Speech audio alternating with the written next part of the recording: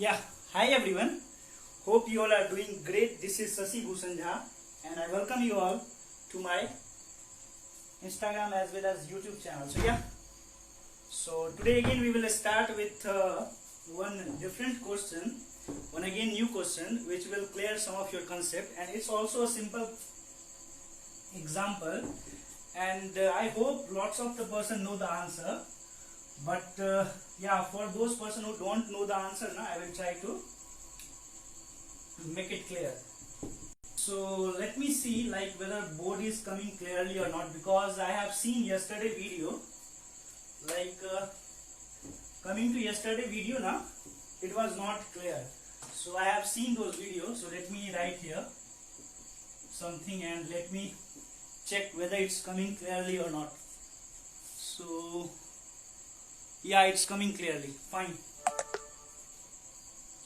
So as our style of learning is through questions, so we define some question and on basis of that we will try to revise the concept. So again, same strategy we will follow today with one new question, and I hope most of the person know the answer about this question. But yes, just for the sake of continuity or we can say completeness, I am doing this video. Okay, so the question is like this. It's simply we have taken a simple Java class test, let's suppose class test. Okay, and inside this I have taken main method. Okay, like this main method I have taken, and inside this what I have done, I have defined a variable int sum is equal to 10 by 0. Okay, and simply what I am doing, I am simply printing this, printing sum. So this is the end of main, this is the end of the class. So this is the question, and various options are like this. It will give compile time error. Second option is it will give runtime exception. Third option is it will print what? It will print infinity. Or fourth option is none of these. So none of these. So yeah, the question is very simple. What we have taken? We have taken an integer which is equal to 10 by 0, and I am simply printing it. So these are the various classes of options like compile time error or runtime or plus infinity, or none of these options are correct. So I hope most of the people know the answer directly, like yeah, because I hope most of the people know the answer, and on basis of that I am giving this explanation. And yes, so let me bring red color marker also. So I think most of the people know, since most of the people I think know this, like if we are doing some binary operation now, in that case the result of the binary operation is like this: max of int comma whatever operand you are using now, the data type of that operand. Let's suppose you are using some different like x and y. So depending upon whatever operands you are using, what is the data type of that, and comparing to the integer, what is the maximum value, it will be taken as the output data type. So now coming to this, if you see 10 is which kind of data type? As you all know, 10 is a literal, and which kind of literal? It's an integer literal. So as you all know, like integer, all the integer number is considered as integer literal. So it's an integer, fine, it's an integer. Okay, it's an integer int type. Now coming to 0, it's also an integer type, int type. Okay, fine. Now if I do like this, 10 by 0, and from the basic mathematics if you learn it, it is equal to infinity.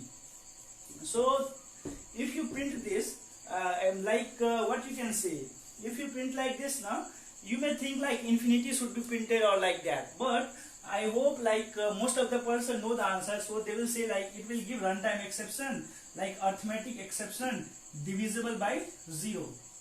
So I think most of you know the answer, because since it is 10 by 0 and it is infinity, and it's a kind of arithmetic exception divisible by 0. So most of the people know the answer, but I think like very few people know the explanation, like why it's arithmetic expression divisible by 0. If I consider here similarly 10 by 0.0, in that case it will not raise arithmetic exception divisible by 0. if I am considering this 10 by 0, in this case if you consider the data type, it will be what? It will be max of integer comma, this is 10 is an integer, so again integer, and coming to this 0.0, it is float. It is float. So what will be the effective, or you can say what will be the resultant data type? It will be float type. Okay, fine. Now coming to this float type, this the result will be float type.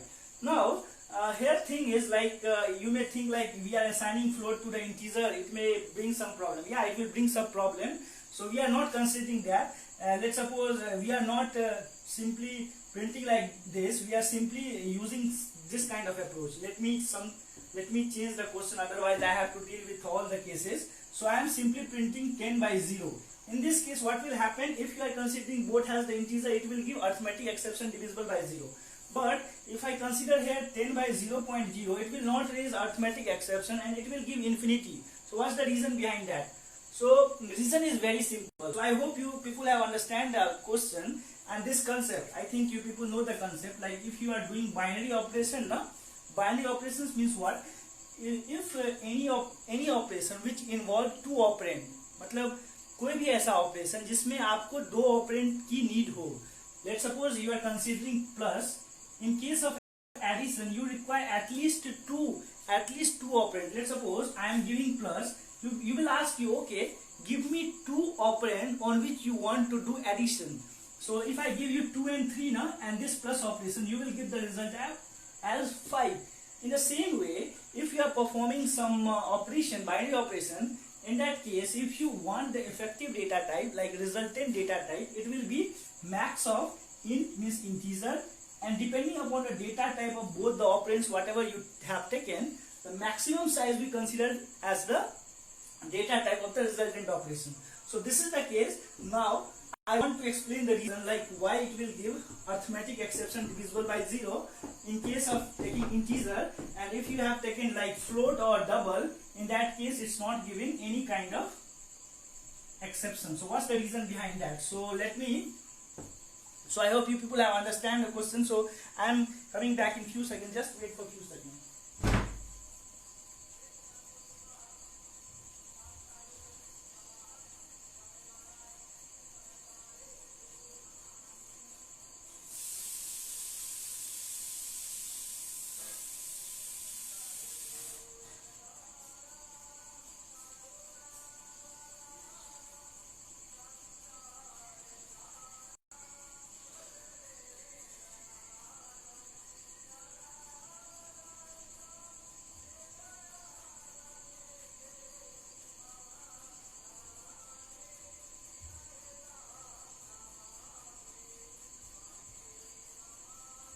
Yeah, sorry, we will continue back. So okay, so now I am going to explain the reason. You know that this concept now, it's all depends upon the internal, you can say what, internal storation of these data into, you can say, how these data are internally stored.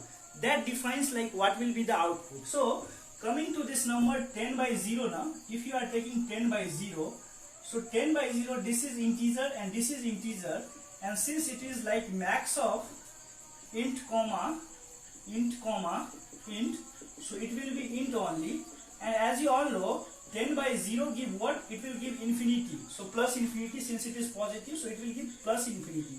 But here the thing is, whatever operations you do over two operands, and let's suppose I have taken 5 by 2 or anything, let's suppose 4 by 2, it is equal to 2, and in this case if you take 4 by 2 in this same operation like SOP of 4 by 2, you will get output as 2. You know why you are getting 2 as the output?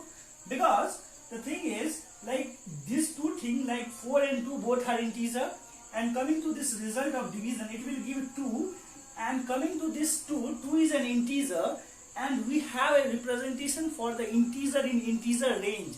Like for integer we have the range like minus 21, 47, 48, 36 and 48 I think, 2 plus 47.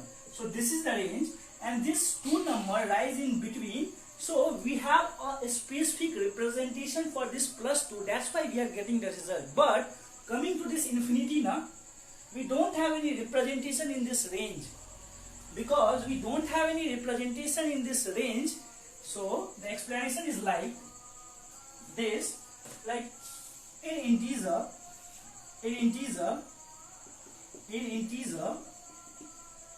we don't have any representation for infinity, like plus infinity or minus infinity. We don't have any representation. So in that case, it's not giving what? It's not giving the exact answer, and that's why it is throwing an arithmetic exception divisible by 0 kind of exception. But in the same case, like if you take some different number na, like this 5 by 2, in this case you may say like 5 by 2 is equal to 2.5, and since 2.5 don't have also the representation, so it should also give the compile time or run time exception. But this thing doesn't happen. You know why? Because 5 by 2 basically means 2.5, but what we have taken, like as discussed in the above formula, it will be max of int comma the data type of both these operands, so it's integer only. So if you take the maximum, it will be integer only. So 5 by 2 is 2.5, and considering only integer part, it will be 2, and since we have the representation for the 2 in this integer range, you will get the output. Now coming to this 10 by 0, we don't have any representation, that's why we are getting arithmetic exception kind of thing. But if you take the same thing, now we will reverse the condition. Okay, fine. I hope you people are understanding my concept, and I want like you all people should have a focus over here. So what I am taking here, 10 by 0.0. Okay, by default it is considered as double.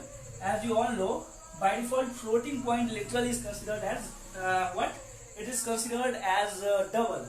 So okay, if I consider as a double, in this case you may say like, okay, 10 by 0 is how much? It's again infinity. So whether it will give infinity as output, or whether it will give arithmetic exception divisible by 0, it all depends. It all depends upon whether we have representation for infinity in the range of double or not, because this is going to give what? Max of integer comma double comma integer.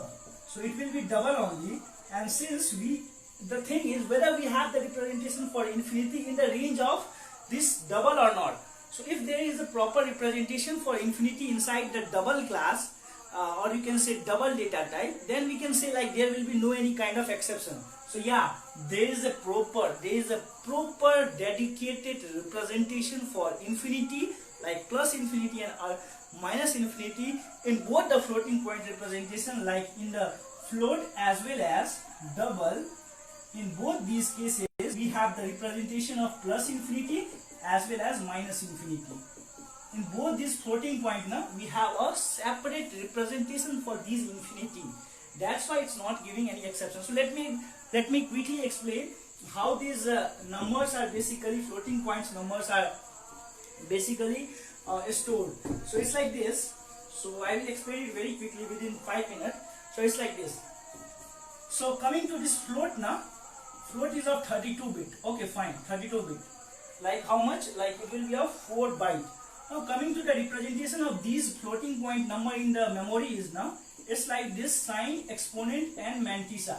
It is stored like this. So S represents sign. So what is the sign of the number, whether it is positive or negative? If it is positive now, you will place 0. If it is negative, you will place what?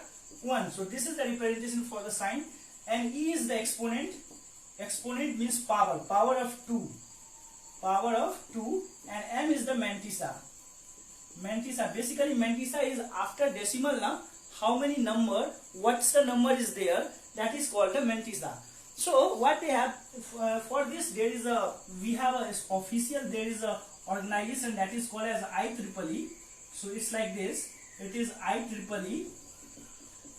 A specific documentation is there. I am not remembering. It's IEEE 80. I think IEEE 805 or something. There is a specific, like you can say, a document is there where what they have defined like floating point number will be represent like sine, exponent and mantissa. And now coming to this each now, they have dedicated a specific number of bit for this floating point. Like for sine they have used 1 bit, because within 1 bit you can represent 0 and 1. And now coming to exponent now, they have defined how many bit? They have defined I think it's for mantissa it is 23 bit, so 24. Yeah, for exponent they have defined 8 bit. So now coming to the various combinations now, they have defined a kind of combination, like what kind of number is considered as a floating point number, what will be considered as not a number. Like if you take 0 by 0 now, it is not infinity, it's not a number. So if you print 0 by 0 also now, like 0.0 by 0.0 or anything like 0.0 in numerator or denominator, in this case you will get not a number, a kind of output. So yeah, we are going to discuss this all whole details, like how these floating point numbers are actually stored. So it's not 805, it's 802.3 or something. I am not getting the exact number, so sorry for that. So yeah, so this is the representation for basically this floating point. And coming to this double now, they have reserved 1 bit for sine. And coming to exponent, I hope they have reserved I think 11 bit only. And here I think 50, it's 64 bit and it's I think 53, 154, I think 54 and 54, 64, not 54, it's 52 only. So 53 and 1, 54 at 10, 64. So I think yeah, this is the representation for, they have fixed for the double floating point representation. Like they have reserved this kind of memory unit, like 1 bit for sine, 11 bit for exponent and 52 bit for mantissa.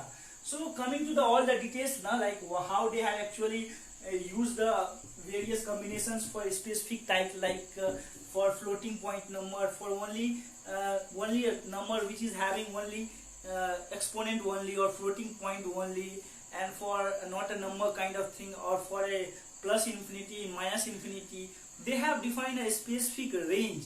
So yeah, we are going to discuss all those things in tomorrow's class. And that's all for today. I haven't given the complete idea for that question. I have just given what 5%. Like basically we have a specific representation. So yeah, it will give any arithmetic expression, whether it will give any exact answer or it will raise a exception. It totally depends, like whether the result, whatever result you got now, is that result data type have the capability to show that number or not. If it has the capability, it's not going to throw any kind of exception. So this is the main concept which I want to explain. So yeah, from tomorrow now, we will try to discuss like what is the reason behind that. And that's all for today. And one thing I want to tell you all people, like there is some issue with the timings, like I'm not getting the time exactly, like from 9:30 now.